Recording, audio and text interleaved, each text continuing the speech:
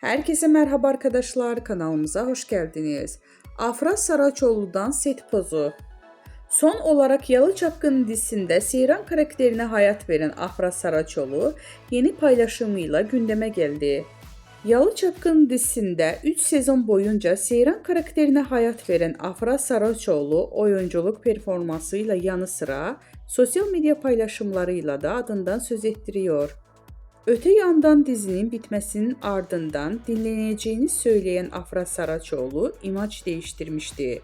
Koyu renkli saçlarını sarıya boyatan ünlü oyuncu son halini takipçilerinin beğenisine sundu. Bizden bu kadar arkadaşlar. Videoların devamını gelmesini istiyorsanız da kanalımıza abone olmayı unutmayalım. Hoşça kalın.